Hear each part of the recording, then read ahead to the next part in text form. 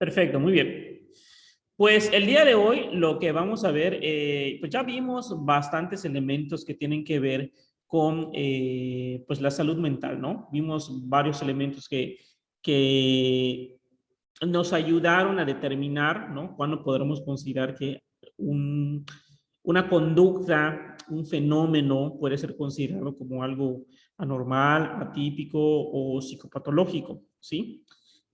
Más adelante vamos a ver un poquito acerca de las grandes clasificaciones que existen, que va a ser más o menos la sesión del miércoles en mi planeación, eh, para ya dar pie entonces a las otras unidades, ya después de estas breves introducciones que hemos tenido, de ver de manera un poquito más detallada pues los demás pues trastornos que corresponden al currículo que vamos a ver a lo largo del semestre, ¿sí?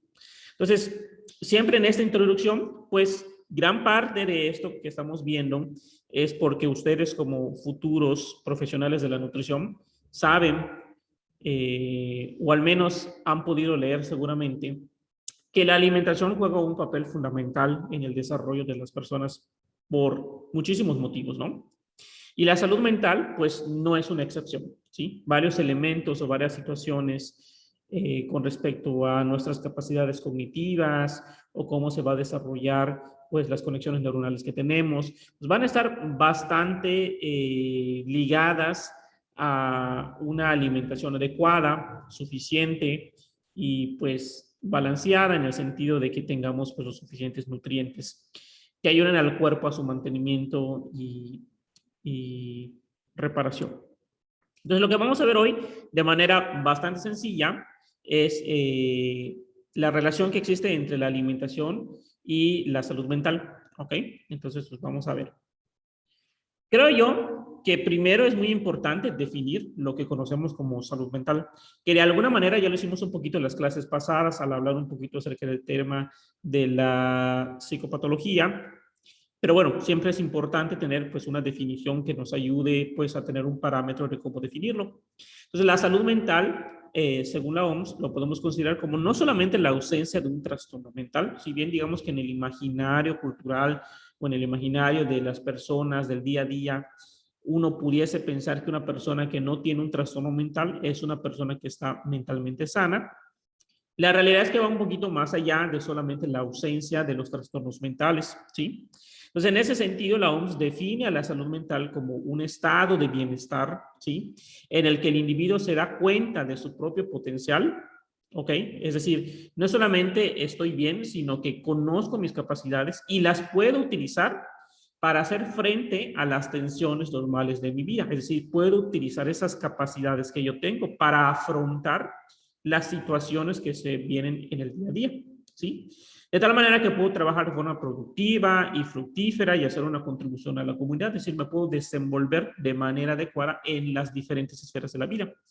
En ese sentido, como estamos viendo, pues una persona podría no tener ningún trastorno mental, pero a lo mejor tener problemas de adaptación, de no poder quizás afrontar ciertas situaciones en particular. Y por lo tanto, podríamos de alguna manera concluir que a lo mejor esa persona no está en el máximo buena capacidad óptima de su salud mental que pudiese tener. Entonces, en ese sentido, pues me gusta mucho esta definición porque de alguna manera deja en claro que las personas pues tenemos cierto potencial y que ese potencial, cuando estamos bastante bien en las diferentes esferas de nuestra vida, incluida la mental, pues nos ayuda a tener un ajuste adecuado a nuestra vida personal, pero también en nuestro funcionamiento con la sociedad, ¿sí? Entonces eso es lo que vamos a considerar como la salud mental.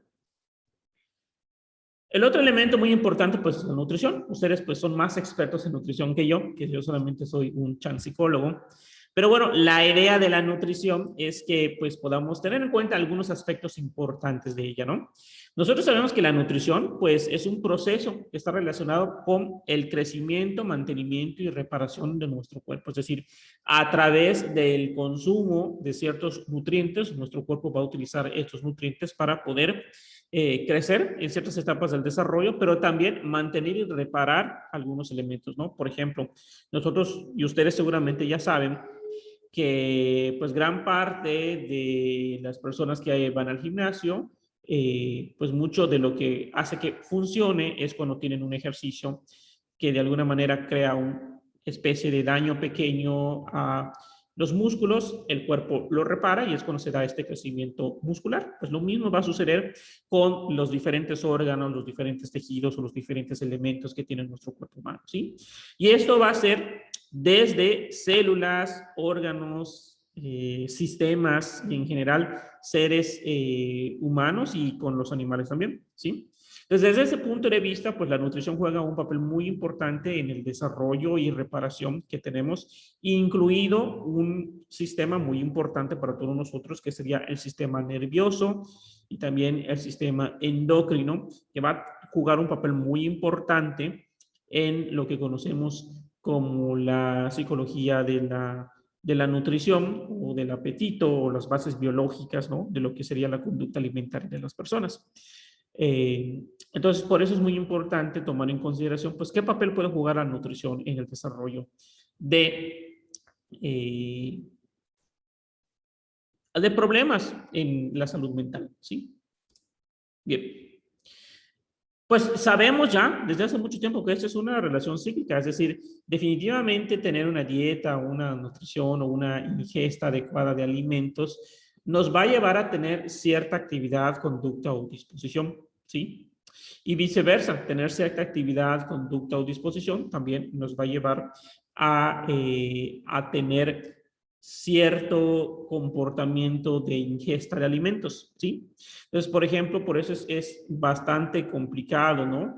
Pues cuando ya tenemos una rutina con una ingesta de alimentos no muy adecuada, poder cambiar esos alimentos, porque esos alimentos de alguna manera también están afectando pues nuestros niveles hormonales, cómo nos comportamos con respecto a nuestros hábitos alimenticios y se forma una especie de círculo vicioso, como también se pudiese formar una especie de círculo virtuoso cuando pues hacemos ejercicio, nos alimentamos adecuadamente y eso nos hace sentir pues más activos, más atentos, etcétera, ¿no? Entonces, sabemos que existe una relación cíclica entre la alimentación y la conducta que expresan las personas, ¿sí? Pero también sabemos, gracias a las investigaciones, que esto es un efecto a largo plazo, ¿sí? O sea, una mala alimentación o una alimentación inadecuada puede desarrollar una serie de problemas en nuestro desarrollo que no solamente van a impactar a nuestro estado nutricional, sino también van a afectar a nuestra salud mental. Entonces acá tenemos un ejemplo muy sencillo, ¿no? Que publicaron estos señores John y sus colaboradores sobre los efectos a largo plazo que puede tener una pues, alimentación inadecuada, ¿no? Que me parece un ejemplo bastante interesante de cómo esto se puede dar a lo largo de varias etapas, ¿sí? Empezamos con una etapa cero donde hay una serie de riesgos o condiciones preexistentes que pueden, pues, algunas personas poner más en riesgo de sufrir algunas afecciones que otras, ¿no? Por ejemplo, el que tú tengas una familia que a lo mejor tiene un historial de diabetes o que tengan enfermedades cardiovasculares o de hipertensión, etcétera, ¿no? Pues eso de alguna manera nos pone en riesgo porque probablemente pues haya algunos elementos genéticos de los cuales nosotros vamos a tener que probablemente cuando consumamos o tengamos ciertos estilos de vida pues hagan más factibles que estas problemáticas se expresen, ¿sí? Entonces tenemos lo que ellos conocen como una etapa cero, ¿sí? Unas condiciones preexistentes. ¿Ok? Luego tenemos una etapa 1 y etapa 2, que sería una especie de, pues, inicio, ¿no? De una conducta que puede ser a largo plazo, puede ser, pues, perjudicial, ¿sí?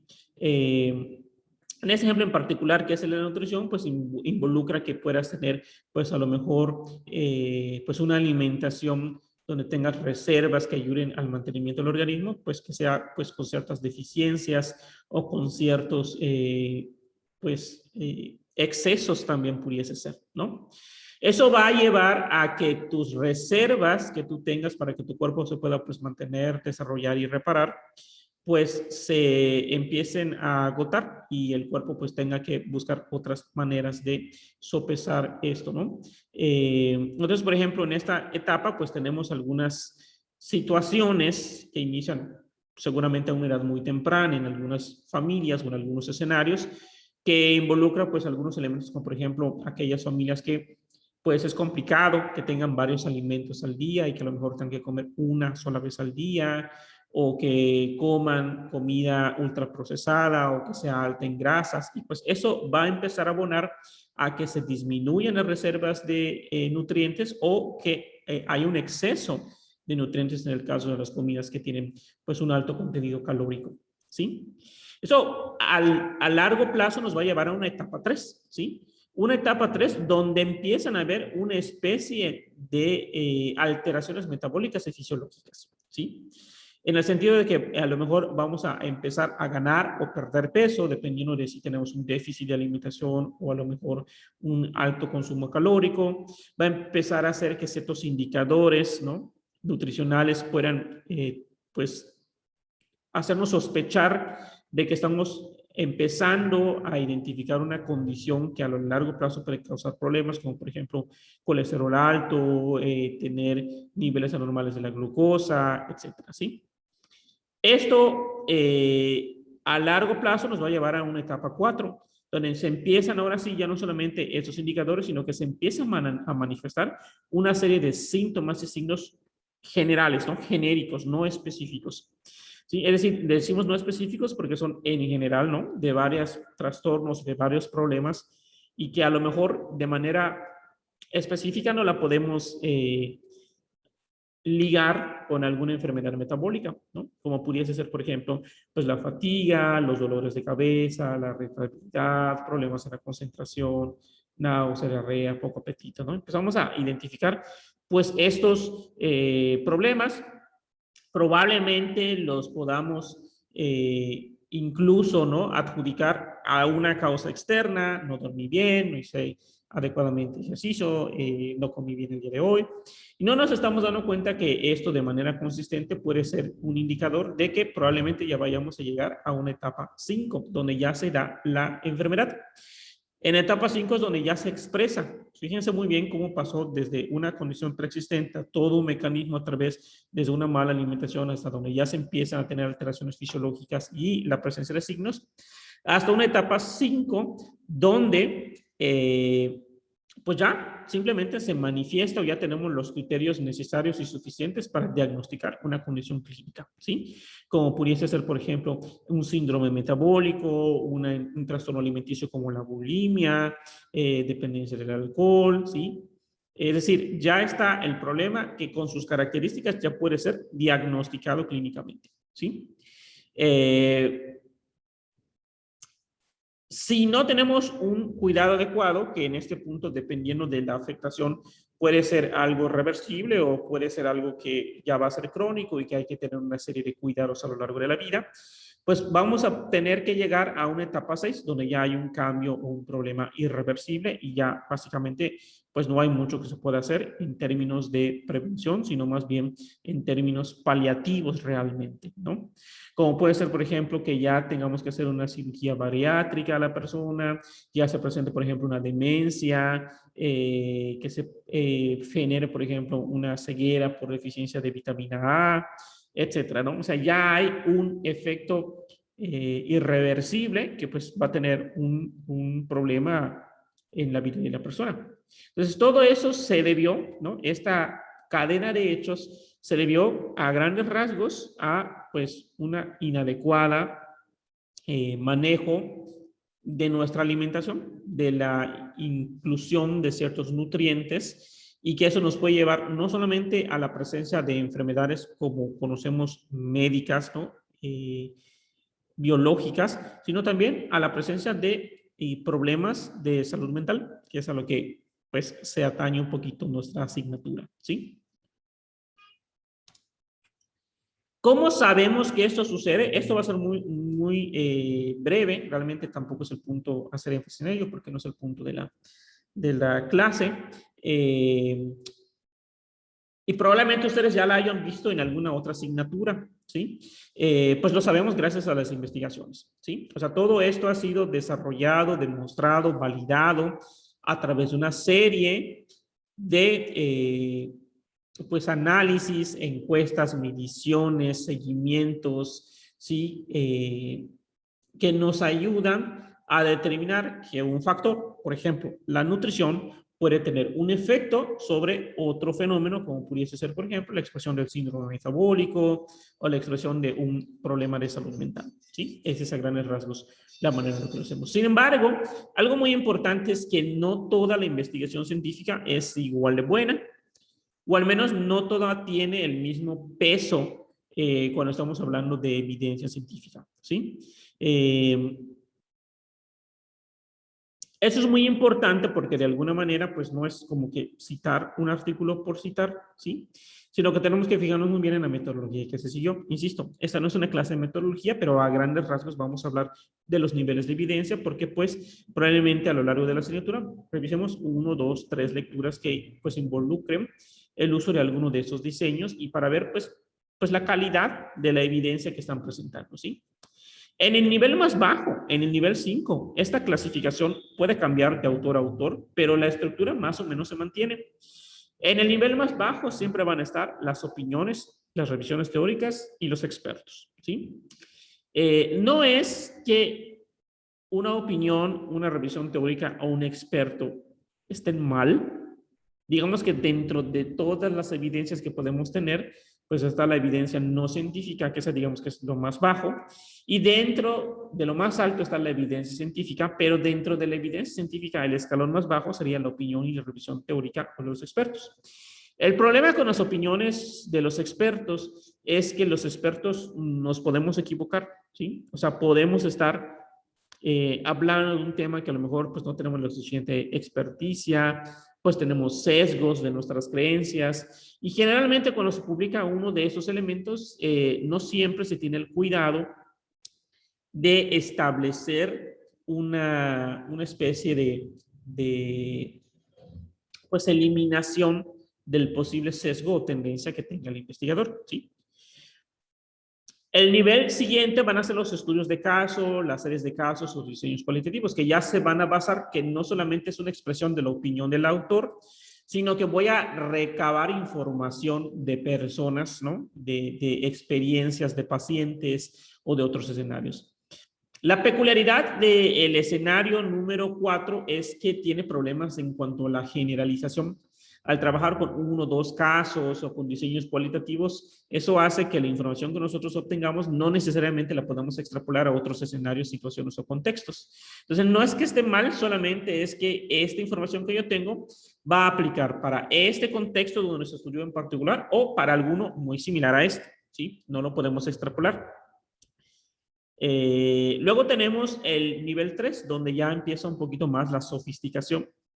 En el diseño número 3, pues ya vamos a encontrar lo que conocemos como los famosos diseños observacionales, donde vamos a incluir algunos diseños muy conocidos que seguramente los habrán leído un montón de veces o algunos maestros habrán insistido en hablar una y otra vez de ellos, que son los estudios de cohorte, los estudios de casos y controles y los diseños transversales.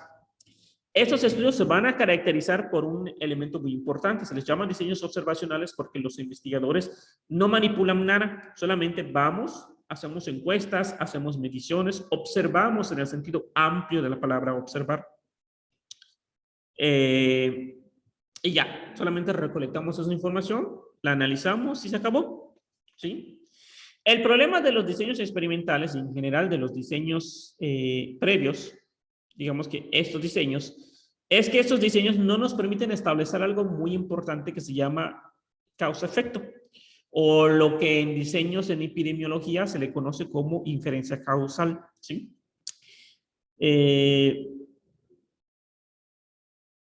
Creo yo que un elemento muy importante dentro de la inferencia causal, que no es el único que nos va a ayudar a establecer, pero que sí es muy importante, es el principio que se le conoce como precedencia temporal, ¿sí? La precedencia temporal, en mi experiencia, es un concepto o un principio muy intuitivo de pensar para los alumnos, pero suele ser poco usual que lo mencionen cuando platicamos o reflexionamos acerca de lo que es una causa y un efecto, ¿sí? Una vez que ya se los digo, pues empieza a ser algo ya más obvio, así como que sí, tiene razón el maestro, ¿no? Como no lo pensé. Y créanme que igual a mí me pasó cuando era estudiante, ¿no? La precedencia temporal simplemente hace referencia a que la causa debe de suceder antes que el efecto, punto. Que ahora que lo decimos en voz alta, pues sí parece algo así como que obvio, ¿no? O sea, como que pues sí, es verdad, la causa no puede suceder durante o después del efecto, tiene que suceder antes, ¿sí? Y precisamente eso hace que los diseños observacionales no nos permitan establecer inferencia causal. ¿Por qué?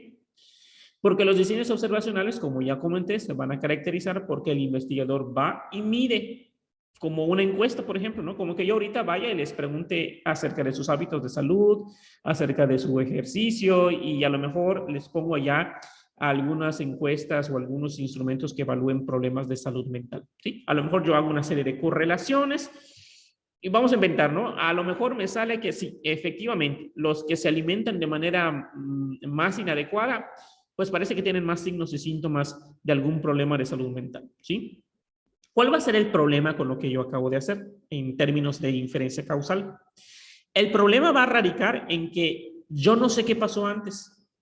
Yo no sé si ustedes tuvieron una mala alimentación antes y luego desarrollaron problemas de salud mental, o si el hecho de que tengan problemas de salud mental los llevó quizás a descuidarse y tener una mala alimentación. ¿Sí me explico? O sea, no sabemos quién sucedió antes y quién sucedió después. Y ese va a ser un problema que tienen los estudios observacionales. Insisto, eso no quiere decir que los estudios observacionales sean malos, ¿sí?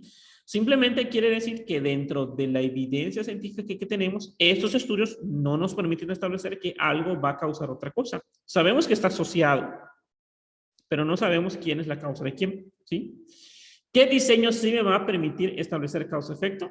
Los famosos diseños experimentales, o lo que ustedes en ciencias de la salud y en epidemiología conocen como los ensayos clínicos aleatorizados. Los ensayos clínicos aleatorizados es otra manera pomposa en la que los científicos de la salud les dicen a los experimentos, ¿sí? Es un experimento tal cual. Tiene todas las características que en otras ciencias vamos a llamar como un diseño experimental. Un diseño experimental se va a caracterizar porque el investigador manipula algo y ve su efecto posteriormente, ¿sí? Es ahí donde se da la precedencia temporal. Manipula una variable, dejo pasar un momento y luego veo cuál es su efecto, ¿sí? Ahora, ¿por qué eso es importante? Porque nos permite establecer que algo que yo modifiqué, si veo que posteriormente genera un cambio, pues a lo mejor con una serie de elementos adicionales que hay que cuidar, pues voy a poder establecer que esto que cambié sí está causando un efecto en esta otra cosa que medí. Por ejemplo, ¿no? Vamos a suponer que tengo una serie de personas que tienen algún problema de salud mental y decido hacer a lo mejor una especie de intervención donde trabajemos con aspectos nutricionales. Pues, prescribo quizás una serie de dietas o de patrones alimenticios que tienen que cubrir. Las personas lo siguen, vemos una mejoría en sus signos y síntomas, entonces podríamos establecer que el cambio o la mejora en su alimentación puede mejorar su salud mental, ¿sí? Y eso lo puedo saber gracias a que yo como investigador manipulé una variable, ¿sí?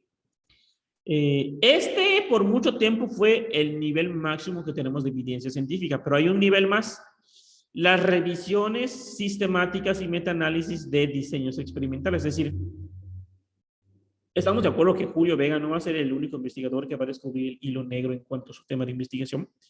Probablemente van a haber un montón de investigadores que están estudiando el mismo problema y con diseños bastante similares. Entonces, a alguien en algún punto, Jean Glass en este caso, se le ocurrió decir, oye, ¿por qué no juntamos a todas estas investigaciones que se parecen mucho entre sí y que están evaluando el mismo tema? Y vemos si están llegando a conclusiones similares o consistentes. Y eso es una revisión sistemática y un metaanálisis. Es una manera en la que los investigadores conjuntamos una serie de investigaciones previas con un tema en específico muy particular y vemos si las conclusiones a las que llegan son similares, ¿no?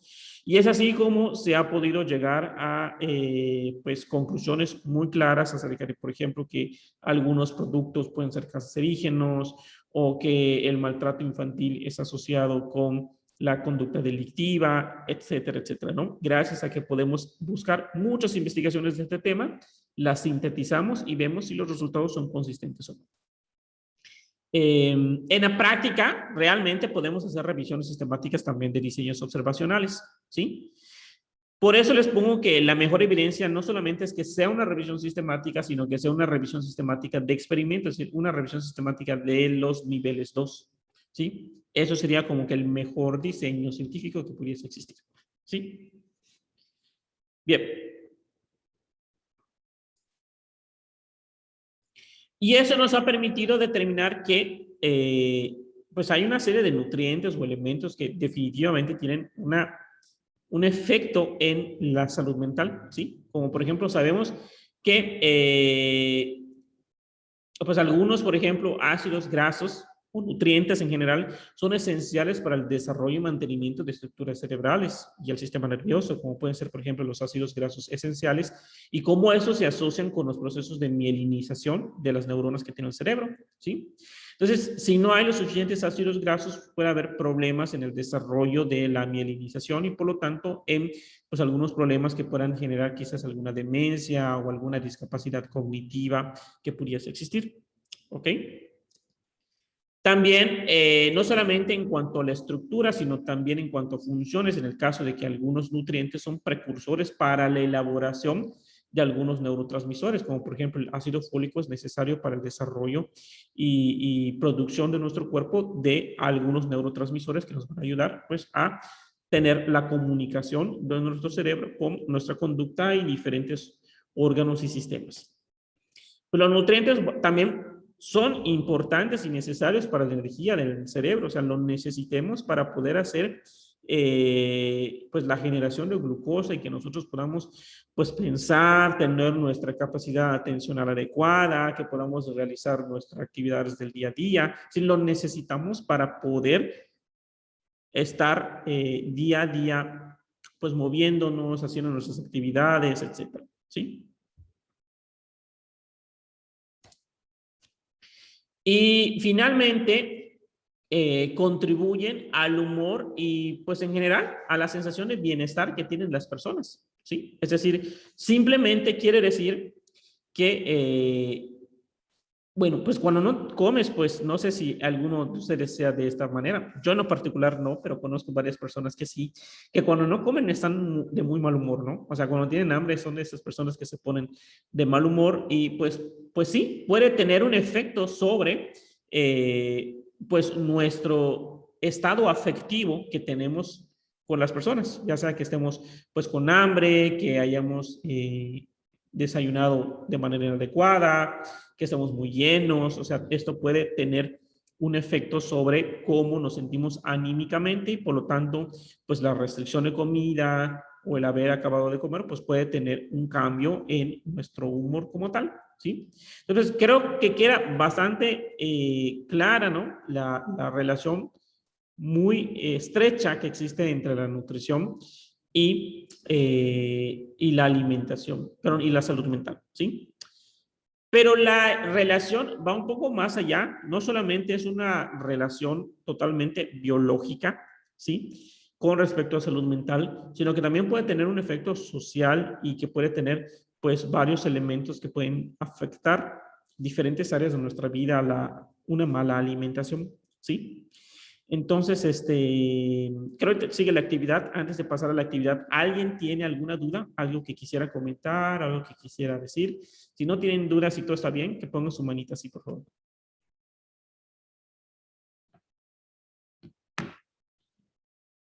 Todo bien, profe. Perfecto. Muy bien. Si no tienen dudas, entonces,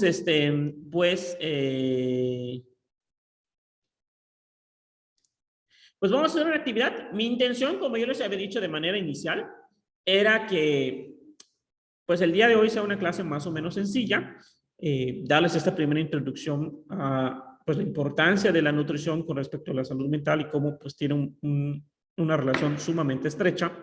Pero me parece también importante que veamos pues qué evidencia existe en cuanto a cómo tiene un efecto psicosocial la nutrición en las personas, ¿sí? Entonces me tomé la libertad de ponerles un artículo que me gustaría que leyeran. Es un artículo más o menos corto en realidad, que habla acerca de la nutrición y cómo esta puede tener ayudar a intervenir para una mejora en el desarrollo humano, capital y económico incluso de las personas, ¿sí? Una adecuada alimentación puede tener incluso un efecto sobre lo que ganamos y cómo ganamos en la sociedad, ¿sí? Entonces, les voy a pedir que lean este artículo. Ya lo subí, donde dice actividad de aprendizaje 1 en el Brightspace, pero también me parece que lo puse dentro del contenido. Entonces, allá lo van a poder encontrar y me gustaría que lo lean y contesten estas tres preguntas, bueno, son cuatro en realidad, estas cuatro preguntas que reflexionen un poquito acerca del contenido del artículo y esa sería como que la actividad con la que cerraríamos la unidad 1. ¿Sí? Profe, Sí, adelante. perdón, ¿serían los mismos equipitos que hicimos la otra actividad? No, va a ser individual, ¿sale? Ah, ok. Esa sería individual, no se preocupen. Ok. ¿Sale? Entonces, eso va a ser totalmente individual y pues la idea es que les voy a dar el resto de la clase para que lo puedan hacer. Mi intención es que lo puedan hacer durante la clase para que no se lleven tarea para la casa, ¿sí? Pero pues si alguien tiene algún pendiente o algo adicional y quiere hacerlo en otro momento, pues no hay ningún problema, ¿no? Pero pues la idea, yo les sugiero que lo lean ahorita, que lo hagan ahorita y se van sin tarea para la casa y ya lo tendrían entregado, ¿sale? No sé si alguien tenga alguna duda.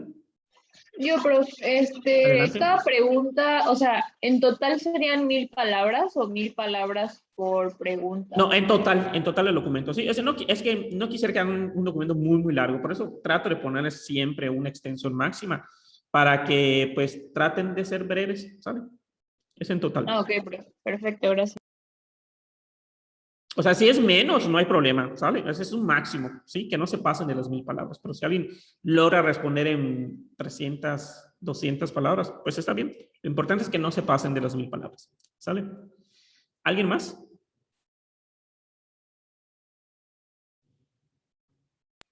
¿Nos quedamos conectados, prof? O... No, eso les iba a comentar. Si no hay más dudas, pues esa sería más o menos la clase de hoy. Les dije que quería que sea una clase más o menos sencilla porque sé que algunos tienen todavía algunos problemas de conectividad, pero pues quería aprovechar que avancemos en los temas y pues eso sería como que lo que veríamos el día de hoy. Les daría el resto del tiempo para que lo puedan avanzar y pues si quieren y gustan pues se pueden desconectar porque sé que algunos de ustedes también están conectados con los datos de su celular.